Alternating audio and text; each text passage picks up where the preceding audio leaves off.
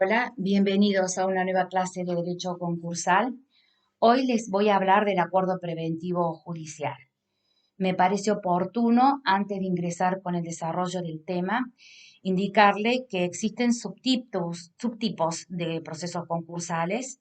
Tenemos el acuerdo preventivo extrajudicial, o llamado APE, que según lo define uno de los autores de la ley, es un acuerdo privado que libremente realiza el deudor que se encuentra en dificultades económicas o financieras, no necesariamente que tiene que estar en estado de cesación de pagos, y realiza este acuerdo con una comunidad importante de acreedores con el fin de superar la crisis que está atravesando.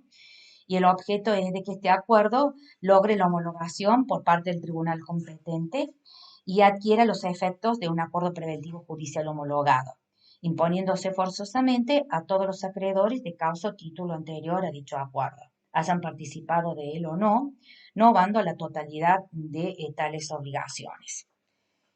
A grosso modo podemos definir así el APE. Entonces tenemos el acuerdo preventivo extrajudicial o APE, el concurso preventivo y la quiebra. A su vez, el concurso preventivo admite variantes. Tenemos el concurso en caso de agrupamiento y el concurso del garante. Cada uno de estos concursos presenta particularidades propias, sin perjuicio, tanto el concurso por agrupamiento como el garante tiene un régimen común. En cuanto a la quiebra, también existen otras variantes. Tenemos la quiebra de entidades financieras, la quiebra de compañías de seguros, el fideicomiso de entidades deportivas, entre otros. Los dos primeros, es decir, tanto el API como el concurso preventivo, lo que buscan es conservar la actividad económica del deudor, que siga al frente y que siga adelante a través de mecanismos de reestructuración de los pasivos o el proceso del periodo de concurrencia a cargo de terceros. Y en lo que hace a la quiebra, perdón, es eminentemente liquidatorio del patrimonio del deudor, salvo que excepcionalmente se decida la continuación de la explotación de la empresa una vez que haya sido declarada la quiebra. Efectuada esta aclaración de estas diferentes variables de procesos concursales, yo voy a desarrollar en el concurso preventivo todo el proceso con el objeto de que el deudor logre las conformidades y se homologue el acuerdo hasta la etapa de cumplimiento y esbozando finalmente algunas palabras con relación al incumplimiento del acuerdo. Aclarado ello, ingreso al acuerdo preventivo. Lo primero que hay que lograr es la clasificación y el agrupamiento de los acreedores. La propuesta de acuerdo preventivo se da entre el concursado y los acreedores insinuados con el fin de superar el estado de cesación de pagos y evitar la quiebra, es decir, evitar la liquidación de los bienes. Antes de hacer la propuesta, se debe primero agrupar a los acreedores en categorías. El artículo 41 establece que dentro de los 10 días posteriores, contados a partir de la fecha de la sentencia de verificación tempestiva, el concursado puede presentarle al síndico y al juzgado propuesta fundada de categorización de los acreedores verificados y declarados admisibles, teniendo en cuenta los montos, la naturaleza de las prestaciones, la calidad del acreedor, es decir, la graduación, si un crédito quirografario o privilegiado o cualquier otro parámetro de agrupamiento razonable, a efectos de ofrecerle el deudor propuestas diferenciadas de acuerdo preventivo a los acreedores para lograr de este modo la refinanciación de las deudas, obteniendo la reorganización de los pasivos, todo con el fin de superar la cesación de pagos. Si nos guiamos por el artículo 41, el deudor deberá clasificar a los acreedores, pero con relación a este aspecto, tanto doctrina como jurisprudencia son contestes en afirmar que hablamos de una facultad. En cuanto a la categorización, la doctrina disiente si se trata de esta actividad por parte del deudor, si es facultativa o obligatoria. FASI y la mayoría de la doctrina sostienen que si se elaboran varias propuestas de agrupamientos diferentes, esa categorización es obligatoria, no así cuando la propuesta es una sola. Por su lado, Graziabile entiende que esta posibilidad acordada al deudor es facultativa, ya que la no elaboración de la misma no acarrea sanción, menciona el autor. Entonces, el concursado puede hacer una propuesta única para todos los acreedores o bien puede clasificarlos. La ley dispone que en este último caso, Únicamente la concursada podrá establecer las categorías de acreedores, donde debe haber por lo menos 3 categorías, dice la ley. A, quirografarios; B, quirografarios laborales; C, privilegiados. Después el juez va a revisar la categorización llevada adelante por el deudor y va a dictar una resolución de categorización fijando las categorías y los acreedores comprendidos. Esa resolución que dicte el juez es irrecurrible. Les agrego que respecto a los créditos laborales, estos pueden estar o no, no es común que haya crédito laboral. Entonces, en el caso que no lo haya, esta clasificación no es necesaria. Respecto de los acreedores privilegiados es facultativa, porque el acuerdo va dirigido al acreedor quirografario, al quiro. Si quiere el deudor y su voluntad, puede formular propuestas para los privilegiados, porque en principio este tipo de créditos pueden cobrarse por otros medios. Igualmente, como les decía, la categorización puede ser efectuada por el concursado con criterios razonables que serán evaluados por el juez. Por el juez puede que valore, por ejemplo, el monto mínimo o el mayor monto. Pueden ser pautas que pueden perfectamente ser tenidas en cuenta. Otro elemento importante a señalar que menciona el artículo 41 son los créditos subordinados. Son aquellos cuyos derechos están postergados voluntariamente por el acreedor hasta la previa satisfacción de otros créditos. Normalmente se tratan de créditos externos, en los cuales se establece que antes del pago de ellos se deberán ser pagados otros créditos financieros. Bien, esto lo que podemos decir hasta acá con relación a la categorización. Ahora vamos a entrar a otra etapa importante que es la propuesta del acuerdo, y antes de entrar al tema de la propuesta, sí o sí tenemos que hablar del periodo de exclusividad. Con relación a este tema, un minutito, me estaba olvidando de mencionarles que la categorización, antes de ingresar al tema que les decía de la propuesta, es importante la categorización para el síndico y para el juez. El síndico, cuando hace el informe general, tiene que opinar sobre la forma que agrupó el concursado e incluso después puede recibir observaciones. Entonces, el artículo 39, inciso octavo, dice que el síndico se tiene que pronunciar sobre la forma en que categorizó el deudor y después recibir las observaciones al respecto que pudiesen existir. Y después, 10 días después de vencido el periodo de observaciones al informe general, el juez saca la resolución, como les decía, de categorización, disponiendo qué acreedores integran cada categoría. La forma en que categorizó el deudor no es vinculante para el juez. Y como les mencioné recién, la resolución que se dicte es irrecurrible. También en esa resolución el juez va a agregar la constitución del segundo comité provisorio de acreedores. El primero se conformó cuando se dictó la apertura del concurso preventivo conforme al artículo 14, inciso 13. El nuevo comité provisorio o el segundo comité provisorio lo va a integrar como mínimo un acreedor de cada categoría, debiendo participar el acreedor de mayor monto dentro de cada categoría, y en segundo orden el representante de los trabajadores que integraba el régimen del comité provisorio anterior, y 2 nuevos representantes de los trabajadores de la concursada elegidos por los trabajadores. En este caso el juez puede reducir la cantidad cuando la nómina de trabajadores así lo justifique.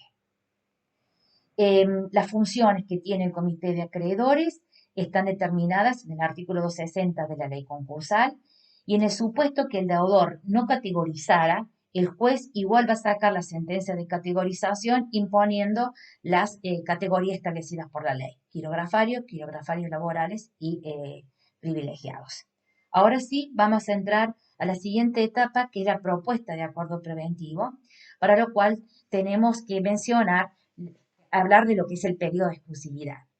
En primer lugar Rivera. Rivera nos dice, Vítolo y Rivera son los autores de la ley, en una de sus publicaciones, Rivera nos define el periodo de exclusividad y nos dice que es el espacio de tiempo en el cual solo el concursado puede hacer oferta de acuerdo preventivo a los acreedores y que debe obtener las mayorías legales para que el acuerdo se considere aprobado.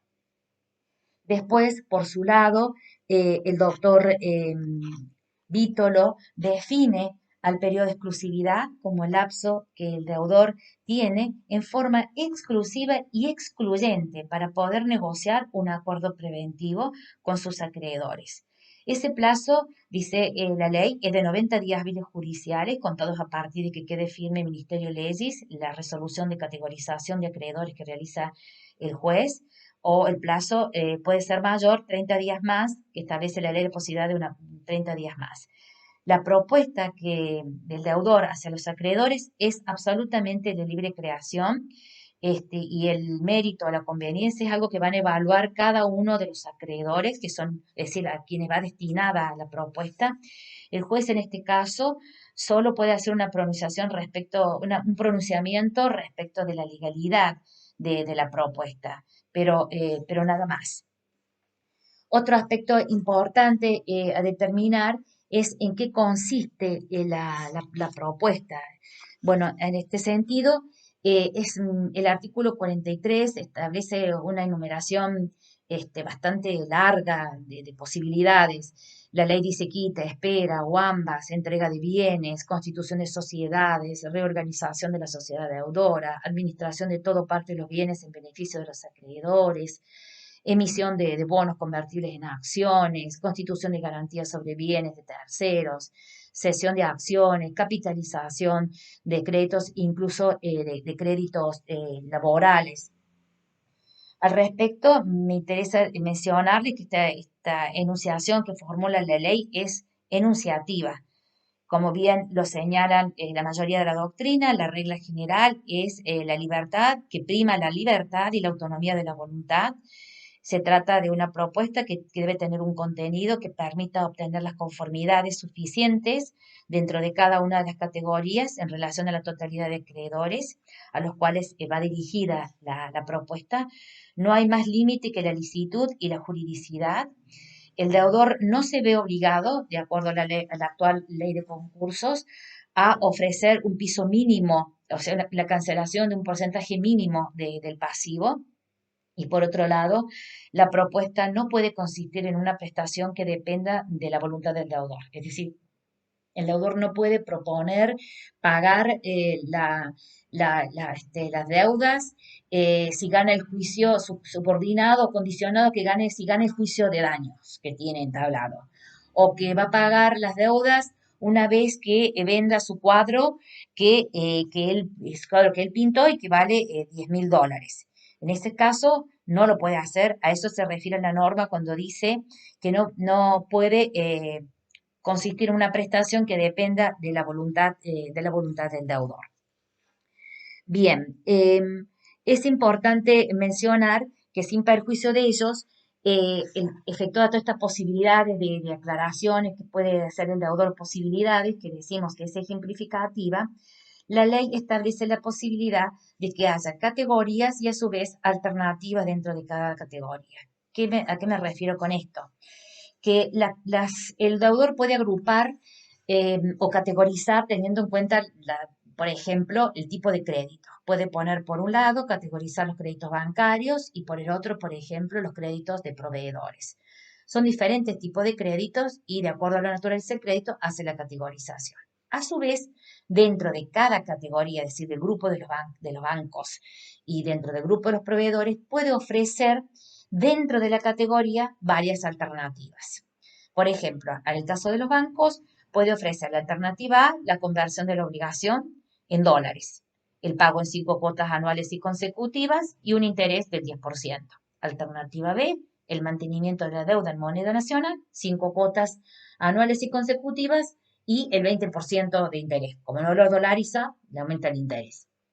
Por su lado, el crédito de los proveedores son créditos menores, de menor monto con relación a los créditos bancarios. Entonces puedo ofrecer, por ejemplo, el pago del 100% del crédito verificado en 3 cuotas anuales y consecutivas sin intereses. Alternativa B, el pago del 100% de los créditos verificados con 5 cuotas anuales consecutivas, pero como ya le pongo 5 años, un interés, supongamos, del 12% anual. Alternativa 6, el pago del 100% del crédito verificado al año, pero con una quita del 20%. Y aquí le agrego la quita. ¿Qué significa esto? que si el acreedor va a adherir a la propuesta que le resulte, si se quiere, más interesante para sus propios intereses. Al acreedor bancario puede que no necesite el dinero ahora y le resulte interesante la propuesta del deudor de convertir la obligación de la deuda en dólares. Entonces se la va a pagar en 5 cuotas anuales, pero le va a devolver dólares y le va a dar un interés del 10%. Eso, si no tiene apuro y puede esperar, puede resultar una inversión interesante para el acreedor. En cambio, por ejemplo, el acreedor, por el proveedor, puede que necesite el dinero, que no le interese realizar una especulación y necesite el dinero para seguir adelante con su actividad económica. Entonces, le va a convenir aceptar el 100% del crédito al año ya tiene cobrado el crédito, aunque tenga que ceder una quita, que es la que le pide el deudor, la quita, en el ejemplo, del 20%. Esta es la finalidad de las alternativas. Cada deudor va a adherir, va a aceptar la que más le resulte acorde a sus intereses y después se van a contar las mayorías en cada una de las categorías. Continuando, dos palabritas con relación a los créditos con moneda extranjera. El artículo 43 dice que debe expresar la forma y el tiempo en que serán definitivamente calculadas las deudas en moneda extranjera que existiesen con relación a las prestaciones que se estipulen. Bueno, con relación a esto, debe de especificarse cómo se van a convertir las deudas en moneda extranjera, ya que en principio ellas solo se han liquidado a moneda nacional a los efectos del cómputo de la mayoría, como lo prevé el artículo 19. Sin perjuicio de ello, cuando la propuesta consiste en una quita y en una espera, también se puede decir que se va a convertir en moneda nacional desde la homologación en adelante, o bien que se va a pagar en moneda nacional, pero al tipo vigente, a la fecha en que vence cada cuota concordataria, o que se cumplirá en la especie que ha sido prometida. Así todo va a depender de cómo en qué ha consistido la propuesta y cómo ha sido, en qué términos ha sido aprobada. Si nada se dice en la propuesta de acuerdo, se aplican entonces los principios del artículo 19 y las deudas genuinas en moneda extranjera se van a pagar en especie prometida. Ahora vamos a ingresar a otro aspecto importante de mencionar, que es con relación a los créditos privilegiados. El acuerdo preventivo se dirige sustancialmente para los acreedores quirografarios. El acuerdo es para el quiro, es para los comunes, para los créditos comunes. Vamos a tratar de lograr las conformidades, luego la aprobación con las dobles mayorías que fija la ley y luego, si se cumplen estos requisitos, se obtiene la homologación. La ley también admite la situación de los créditos munidos con privilegios legales o que se hayan conformado con garantías convencionales. Con relación a este tema, la ley establece la posibilidad de que estos créditos puedan ser, si se quiere, renunciados. Los acreedores titulares de privilegio pueden renunciarse a su privilegio. Está establecido también en 2575 del Código Civil y Comercial, pero cuando los acreedores privilegiados renuncian a su privilegio, deben ubicarse como quirografario en alguna de las categorías. La renuncia del privilegio nunca puede ser inferior al 30% del crédito, salvo que se trate de un laboral, donde el límite mínimo de renuncia que fija la ley es el 20% de dicho crédito. Con relación al privilegio renunciado por el trabajador, está previsto en el artículo 43 de la Ley de Concursos, la ley especial, y se establece una excepción a lo dispuesto en el artículo 2575 del Código Civil y Comercial de la Nación, a lo cual el 2579 reenvía la cuestión a lo que define la ley concursal. Con esto quiero decir que el privilegio al que hubiera renunciado el trabajador se mantiene vigente, rige la norma concursal y que en estos casos, si no se cumple el acuerdo, renace en caso de quiebra posterior, pero en protección siempre del crédito laboral. Me parece también interesante mencionar que el título nos habla de que la renuncia al privilegio solo podrá incorporar el crédito para el cómputo del acuerdo para acreedor y quirografario cuando la voluntad del acreedor es votar favorablemente la propuesta.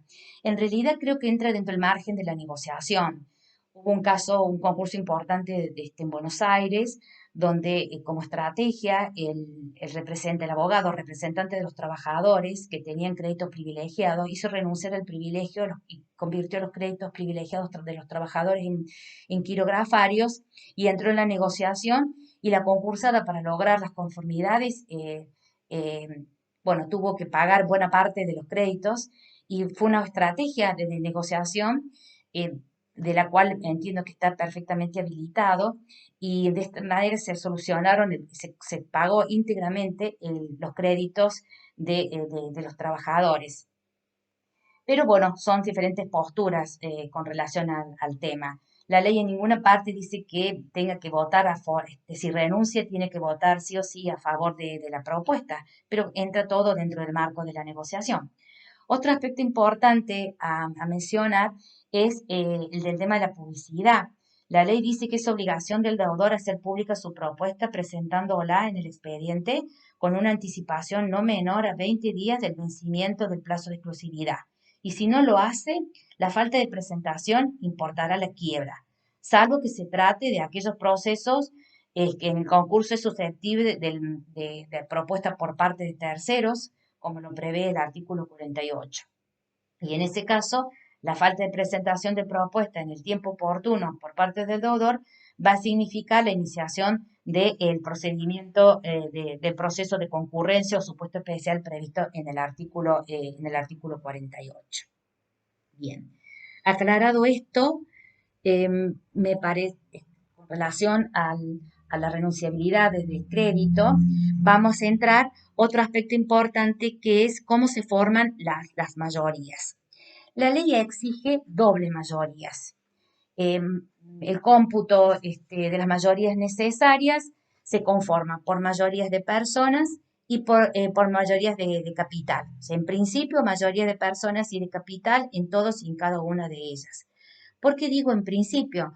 Porque la ley admite la posibilidad de que el juez pueda suplir la voluntad de una categoría del disidente, imponiéndole el acuerdo al juez si de él no resulta un perjuicio con relación a lo que obtendrían esos acreedores en las quiebras. Es lo que se denomina el Grand Down Power, regulado en el artículo 52, pero lo vamos a ver más adelante. Les decía que la ley nos pide mayorías de capital. Cuando se refiere a mayoría de capital, es decir, que exige las 2/3 partes sobre el total del capital computable en la categoría. De manera tal que si en una categoría tengo sumados todos los créditos, me dan 100.000, las 2/3 partes deberán, dentro de las conformidades que se presente con relación a ese capital de la categoría, de los 100.000 que representan el monto total, deberán ser a favor 666.000 con 66. A eso se refiere con mayorías de capital. La otra mayoría, por eso decimos doble mayoría, de personas, se computa por cabeza, de modo que los acreedores que hayan dado su conformidad deben representar la mayoría absoluta. Cuando digo mayoría absoluta, nos estamos refiriendo a más de la mitad del total de acreedores verificados y declarados admisibles en la categoría. No el 50% más uno, sino más del 50%. Esta variable es importante. Las mayorías de capital, entonces, para computar esta mayoría de capital, se tienen en cuenta los créditos quirografarios, los verificados y declarados admisibles en la sentencia de verificación, y también los créditos privilegiados que hayan renunciado al privilegio en la medida en que hayan renunciado estos créditos. Dos palabritas con relación al crédito privilegiado.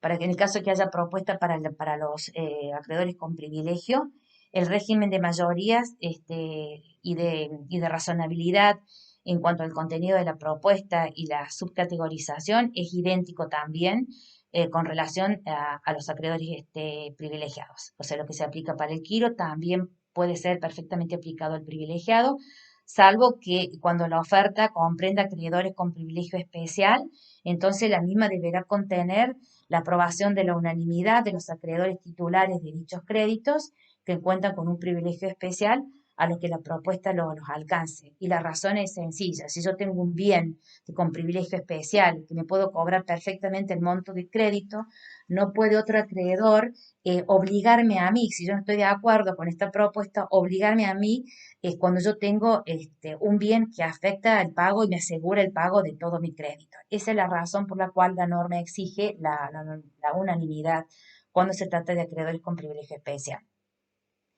La propuesta para acreedores quirografarios no condiciona los efectos de las efectuadas con relación a los acreedores quirografarios, salvo, por supuesto, decisión expresa del deudor.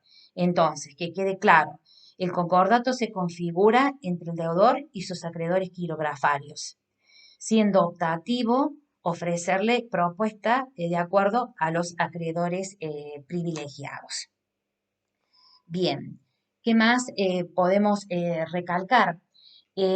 Con relación al tema de las dobles mayorías, parte de la doctrina cuestiona el tema de las dobles mayorías porque dice que son mayorías muy agravadas y que dificultan la situación del deudor que intenta salir adelante con la situación de cesación de pagos, que sería suficiente con que se le exige una de las mayorías. Por su parte, Víttolo, uno de los autores de la ley, mantiene el sistema en defensa de la postura contraria, es decir, de la doble mayoría que ya estaba vigente con la ley 19.551, nos dice que con el sistema de las dobles mayorías se salvaguarda el interés general del concurso y el interés particular de los acreedores, impidiendo la maniobra de que el deudor intente por el sistema de categorización desplazar los derechos de alguno de los acreedores para licuar su participación, ya sea por el número o por el cómputo del capital en el cómputo general. A este punto me parece interesante mencionar de que no todos los acreedores verificados y declarados admisibles entran en el cómputo. Hay algunos acreedores que son excluidos, que están inhibidos de prestar la conformidad. Por lo tanto, como están inhibidos, están excluidos, la interpretación entiendo que debe ser restrictiva. Si se trata del concursado, una persona humana, quedan excluidos los parientes dentro del cuarto grado, quedan excluidos, por supuesto, del cómputo del capital, me refiero, ¿no? Los parientes dentro del cuarto grado de consanguinidad, segundo de afinidad y adopción, y los cesionarios de estos dentro del año anterior a la presentación, y dice la ley, y el fundamento de la prohibición está en la falta de libertad que tienen estos acreedores para manifestar sus conformidades, porque obviamente van a tratar de liberar o de favorecer la solución preventiva del deudor por el grado de parentesco que los une.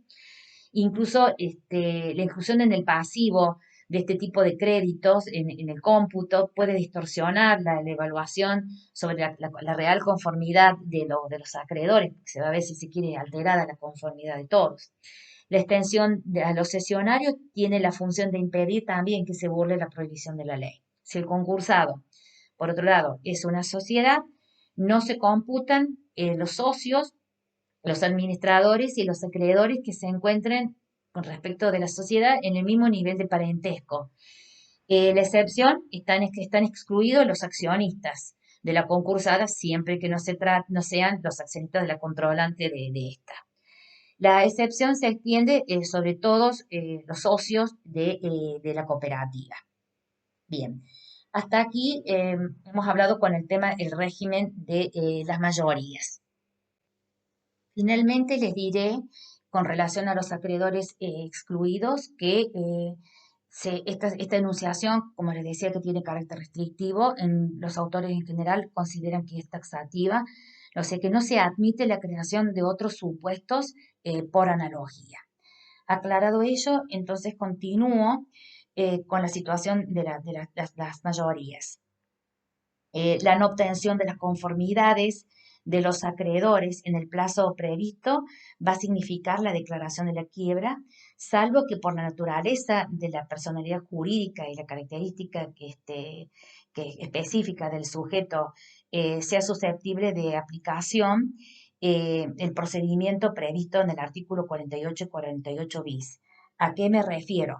El artículo 48 prevé el instituto de la propuesta por terceros, es decir, la autorización para que terceros, acreedores o no, también puede sumarse luego el deudor de una sociedad concursada, hagan ofertas de acuerdo preventivo a los acreedores. La ley prevé que estas formas puedan hacerse una vez que el deudor ha fracasado en obtener las conformidades necesarias para la aprobación del acuerdo preventivo. Y en caso de que la oferta de estos terceros se obtengan las adhesiones necesarias, los socios de la sociedad concursada están compelidos a transmitir sus participaciones societarias a ese tercero. Para ello se va a fijar un precio de las participaciones societarias conforme el mecanismo que prevé el artículo 48. Y a su vez, cabe mencionar las sociedades, el periodo de concurrencia cooperativo, que es la posibilidad que tienen los trabajadores de la empresa concursada, una vez que hayan formado una cooperativa de trabajo o se encuentren en formación, porque la ley los autoriza, a que, y siempre y cuando se hubiesen inscrito oportunamente en el registro, una vez que el juez abrió el registro para que se anoten los interesados en participar en el procedimiento de propuesta por parte del tercero, el periodo de concurrencia, se abre un mecanismo particular y de excepción para que la cooperativa pueda participar como oferente en dicho procedimiento supuesto especial, compitiendo con los demás interesados, aunque en condiciones mucho más favorables. En este sentido, así se expide toda la doctrina. Efectuada esta aclaración, en caso que se hubiesen formulado propuestas para acreedores privilegiados o alguna categoría de estos y no se obtiene las conformidades, la quiebra solo será declarada si se hubiese manifestado en el expediente o en algún momento, sí, en el expediente, que la propuesta de acreedores quirografarios quedaba condicionada a que previamente se diera el ok en los acreedores quirografarios. Pero eso siempre lo tiene que pedir el deudor y depende de la voluntad del deudor. Si no, no tiene que ser así necesariamente. Bien. Ahora vamos a continuar con la audiencia informativa. 5 días antes del vencimiento del periodo de exclusividad, se va a llevar adelante la audiencia informativa, con la presencia del juez, el secretario, el concursado, el comité provisorio de acreedores y los acreedores que desean concurrir. El objetivo de esta audiencia es que el concursado dé las explicaciones sobre las negociaciones que está llevando adelante, va a tratar de convencer a los acreedores y obtener nuevas conformidades, va a hacer las aclaraciones o los requerimientos, va a responder a los requerimientos que realicen los acreedores. Las audiencias no se llevará a cabo si el concursado antes exteriorizó las conformidades que es suficiente, es decir, que se lograron las mayorías. En todo caso, entonces en ese caso no es necesaria la audiencia. La ley no prevé ninguna sanción para el caso de que la audiencia no se lleve a cabo o que el concursado no concurra en esta instancia. Con relación al artículo 45 bis, respecto al voto de los títulos emitidos en serie, que es un agregado que establece la ley, simplemente 2 palabras. Cuando se trata de acreedores que tienen característica especial de ser deudores que han otorgado créditos eh, por medio de suscripción de debentures, bonos convertibles, es decir, son bonistas en forma genérica, estos acreedores por lo general han accedido a la titularidad del bono, pero no por decisión propia, sino por recomendaciones que le hacen las agencias financieras, los agentes financieros, que por lo general son los colocadores en una canasta de inversiones aún más amplia. Con esto quiero decir que son personas que difícilmente puedan conocer bien la situación que está teniendo el concursado, sino que han llegado a esa situación porque se pusieron en contacto con un fiduciario y decidieron realizar la inversión.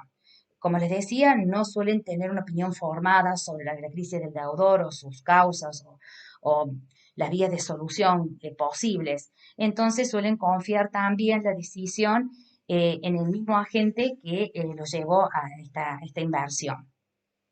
El artículo 43 establece la posibilidad de que se genere una categoría para ofrecer unas propuestas diferenciadas de pago En este sentido, el artículo 45 bis dispone que para la formación del régimen de mayorías de las conformidades se computará por el capital que representen todos los que hayan dado su aceptación de la propuesta como si fuera otorgada por una sola persona, y las negativas también se computarán como una sola persona.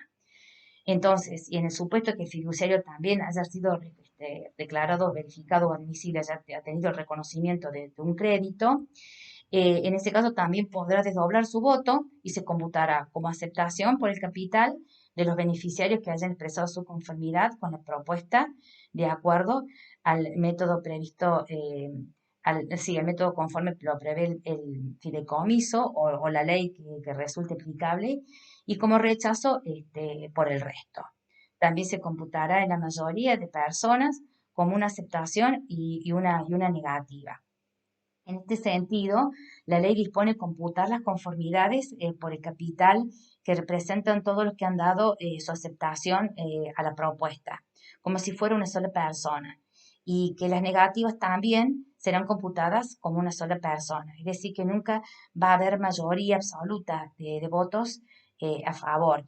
Entonces, si en el caso que se decidiera agrupar, el deudor va a tener que tener mucho cuidado al ofrecer estas propuestas diferenciadas de pago, porque si no logra las unanimidades va a ser declarado en quiebras. Entonces, en ese sentido, tiene que andar con cautela, salvo que se diera la posibilidad que el juez dispusiera el Grand Power previsto en el artículo 52.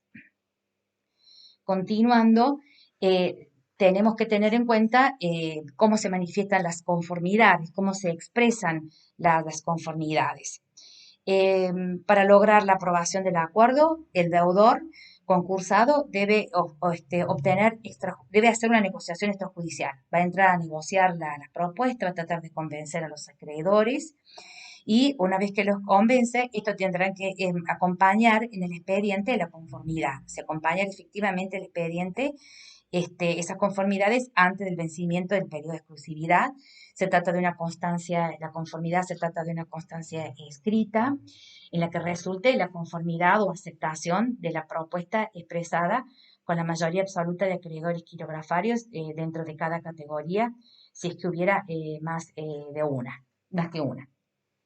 Si antes de que termine el periodo de exclusividad el deudor no presenta en el expediente la conformidad de los acreedores quirografarios bajo el régimen de categorías y mayorías prevista por la ley, resultará alcanzado por la sanción que prevé si se van a declarar en quiebra. Así lo dice el artículo 77, inciso primero, entre esta situación. Y si el sujeto concursado es de aquellos susceptibles de ser pasibles de un procedimiento de un supuesto especial del artículo 48 bis, la quiebra no deberá ser declarada, sino que se procederá a dar trámite al supuesto especial de los artículos que acabo de mencionar, 48 y 48 bis. La sentencia que declara la quiebra indirecta es, en principio es inapelable. Bien. Luego de la audiencia informativa, la instancia que sigue es la existencia del acuerdo. El artículo 49 dispone que el juez, una vez que se presentan las conformidades y vence el periodo de exclusividad, va a dictar una resolución haciendo saber la existencia del acuerdo preventivo en aquellos casos en los cuales el deudor, dentro del periodo de exclusividad, o lo hizo, o los acreedores y terceros, en los casos de los procedimientos especiales, supuestos especiales del artículo 48 y 48 bis, hubieran obtenido las conformidades de los acreedores bajo las formas y mayoría, la doble mayoría, y en los plazos que establece la ley. El juez debe efectuar un control de legalidad y tiene que verificar, en primer lugar, que el deudor haya presentado una propuesta de acuerdo preventivo, que el deudor haya presentado las conformidades exigidas por la ley con el sistema de las dobles mayorías, mayoría de acreedores y mayorías de capital, con las que las conformidades hayan sido acompañadas antes de la finalización del periodo de exclusividad, y la declaración que hace sobre la existencia no obsta a que después el juez se pronuncie sobre la viabilidad de estas conformidades cuando homologa o no el acuerdo, si bien ya omite uno, adelanta algo desde el momento en que dice que se han logrado las conformidades para aprobar el acuerdo. La finalidad de esta instancia es de que se abra la posibilidad de la impugnación por parte de los acreedores, el periodo de impugnación. ¿Qué quiero decir con esto? Que los acreedores pueden impugnar el acuerdo preventivo para evitar la homologación y obtener la declaración de la quiebra, fundado en las causales taxativamente mencionadas en el artículo 50. Están legitimados los acreedores quirografarios verificados y los declarados admisibles, los inadmisibles que hubiesen promovido incidentes de revisión y los no concurrentes oportunamente en la vía tempestiva que se insinuaron por el incidente de verificación tardía. Siempre que se traten de que tengan derecho a voto. Los privilegiados solo pueden impugnar si el acuerdo los comprende, no es necesario que el derecho a voto haya sido ejercido efectivamente. Tampoco que el acreedor haya dado las conformidades, haya dado una conformidad en contra de la aprobación del acuerdo, porque incluso puede haber sido engañado el acreedor a la hora engañado sobre la composición del activo y el pasivo. Sí, la ley nos dice que los acreedores que votaron favorablemente la propuesta no pueden después invocar las causas del inciso 5 del artículo 50, es decir, inobservancia de las formas esenciales para la celebración del acuerdo. Las causales están mencionadas en el artículo 50, error de cómputo de la mayoría, es decir, el error en la sumatoria de los cálculos, o bien puede que se hayan computado acreedores que por ley están excluidos del cómputo, la falta de representación de acreedores que concurrieron a formar la mayoría, es decir, por ejemplo, se presentó Juan Pérez como como gerente del Sol SRL y resulta ser de que no es un gerente, no es el gerente que en ese momento no estaba legitimado para ejercer la representación, y también se debe acreditar que sin esas conformidades no se hubiesen logrado las mayorías. Otro ítem es la otra causal, la exageración fraudulenta del pasivo, es decir, cuando se denuncian deudas inexistentes o en cierta medida inferior a la denunciada, o inexacta apreciación de la situación patrimonial del concursado, y siempre y cuando esta inexacta apreciación haya influido en la decisión de los acreedores a la hora de manifestar sus conformidades. Ocultación o exageración fraudulenta del activo es otra causal. Se requiere que haya medio fraude, es decir, dolo, un ánimo de engañar para que la contraparte exteriorice una manifestación de voluntad jurídicamente vinculante. Entonces, en este caso, el dolo va dirigido a que los acreedores presten una conformidad con la propuesta del acuerdo preventivo, pero mediante, si se quiere, un ardid. Con relación en observancia de las formas esenciales, la ley se refiere, entiendo que se refiere a aquellos errores, por ejemplo, errores de forma relativos a la obtención de las conformidades y a la exteriorización en el proceso, que puede consistir, por ejemplo, que no se publicaron los edictos porque el deudor no dijo que tenía otro establecimiento, otra sede en otra jurisdicción. Entonces, en estos casos, eh, no pueden cuestionar el acuerdo los acreedores que hayan votado favorablemente el acuerdo. El plazo es de 5 días para efectuar la impugnación, es 5 días contado a partir de la notificación de la resolución que declara la existencia del acuerdo preventivo por el Ministerio de la Ley. El trámite es el incidental previsto en el artículo 280 y siguiente, y los efectos de la resolución es el siguiente. Si la resolución, perdón, admite la impugnación, debe declararse la quiebra, pero si se trata de un concurso preventivo donde el concursado fuese una SRL, una sociedad anónima, una cooperativa o una sociedad en que el Estado Nacional, Provincial o Municipal se aparte, se abre el proceso del supuesto especial o la propuesta por terceros prevista en el artículo 48 y 48 bis. Pero si el acuerdo impugnado era el ofrecido por el tercero, no por el concurso, sino por el tercero, en razón de encontrar un supuesto especial del 48 bis, procede la declaración de la quiebra. Ahora bien, si la sentencia rechaza la impugnación, entonces al mismo tiempo debe entrar a la instancia de la homologación del acuerdo. Pero antes de entrar a esa etapa, Previamente quiero mencionarles las vías recursivas. La resolución que admite la impugnación es apelable por el concursado o por el tercero que hizo la oferta de acuerdo preventivo. El recurso se concede con efecto devolutivo y en el caso de sociedades anónimas, las cooperativas, contempladas en los supuestos especiales, el impugnado, en que el impugnado es el acuerdo obtenido por el concursado, entonces el recurso no obsta a la apertura del procedimiento previsto en el artículo 48 y siguiente de la ley concursal. En los demás casos dan comienzo los efectos propios de la quiebra. Por otro lado, la resolución que rechaza la impugnación es apelable por el acreedor que perdió, el acreedor impugnante, concediéndose con efecto devolutivo, lo cual importa que el juez debe disponer también el cumplimiento de las medidas pendientes para asegurar la ejecución del acuerdo preventivo. Ahora sí, vamos a ingresar a la etapa de la homologación del acuerdo. La homologación es la sentencia judicial que dicta el juez, dando imperio al acuerdo que ha celebrado el deudor con los acreedores, haciéndolo obligatorio para todos los acreedores del concurso comprendidos en él, incluso aquellos acreedores que no dieron su conformidad a la propuesta hecha en el acuerdo. ¿Qué más le puedo mencionar con relación a la homologación?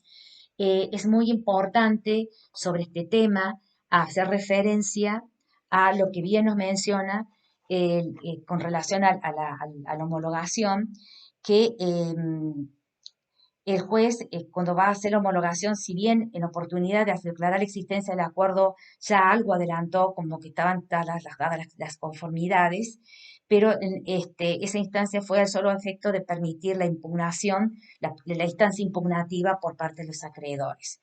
Luego el juez se pronuncia en la homologación, saca una resolución dando valor al acuerdo que ha logrado el deudor.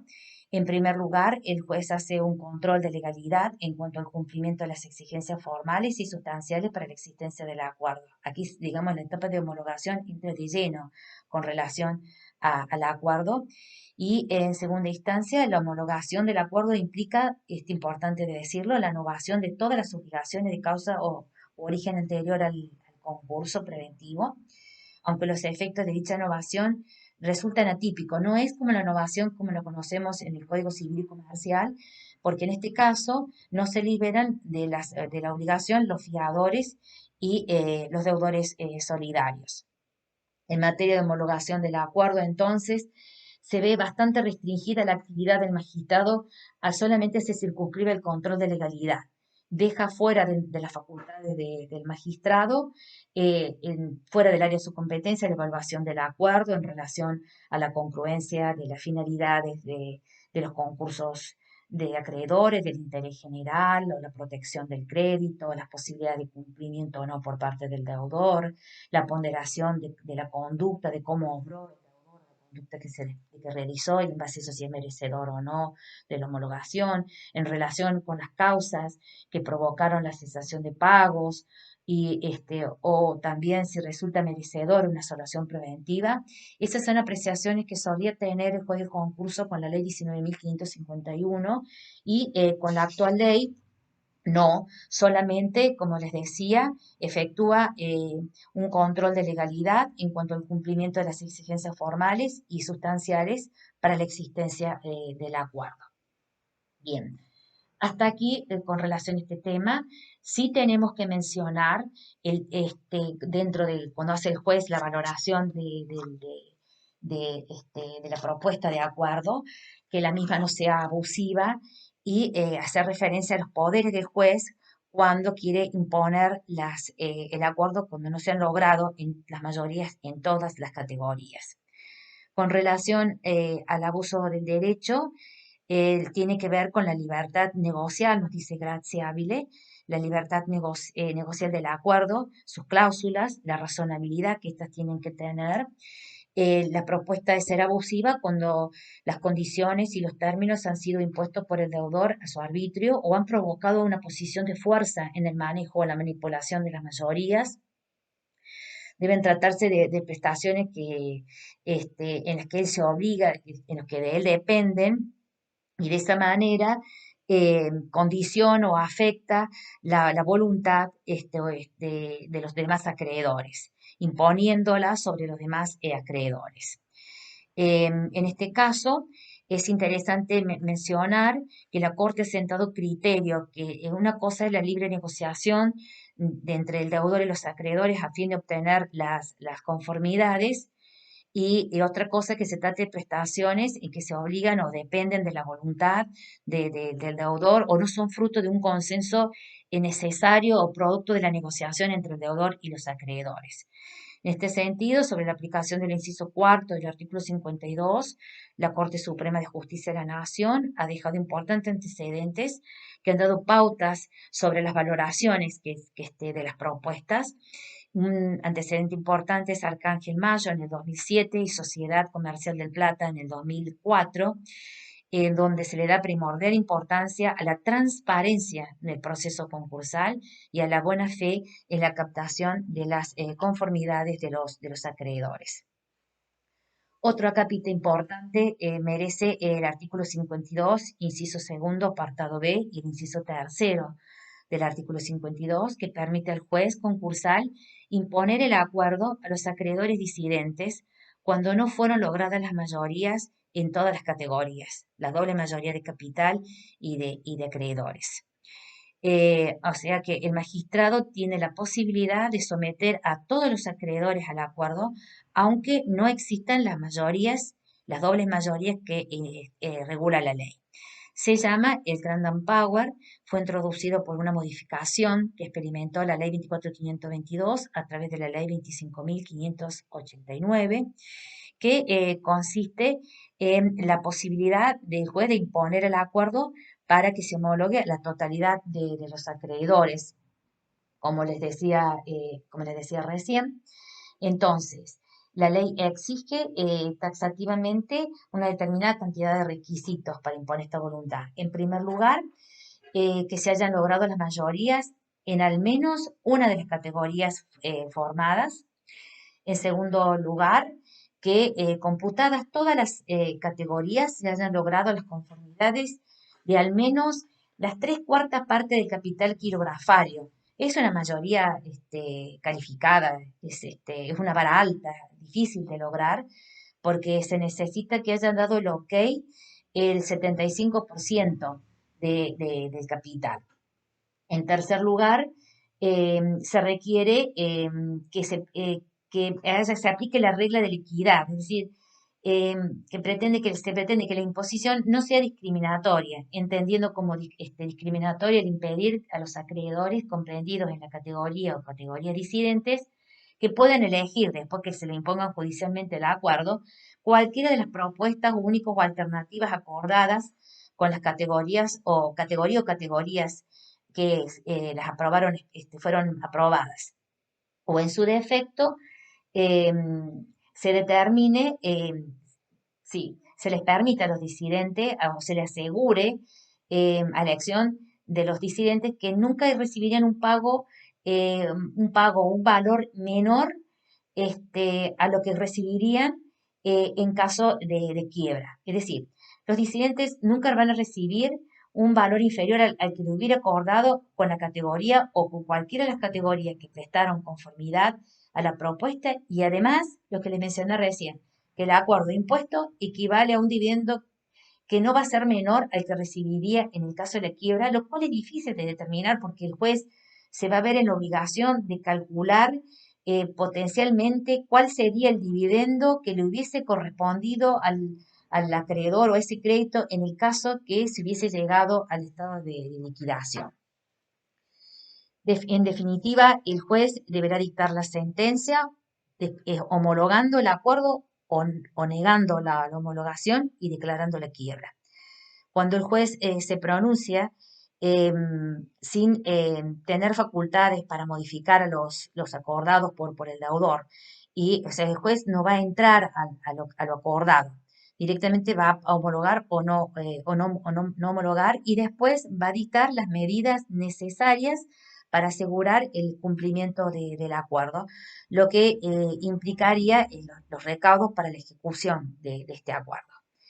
Sí me interesa mencionar que la jurisprudencia nos habla de una tercera vía, es decir, cuando no se homologa ni se declara la quiebra, sino que se otorga la posibilidad, antes de declarar la quiebra, se otorga la posibilidad al deudor de adecuar la propuesta y superar el problema que impidió la homologación.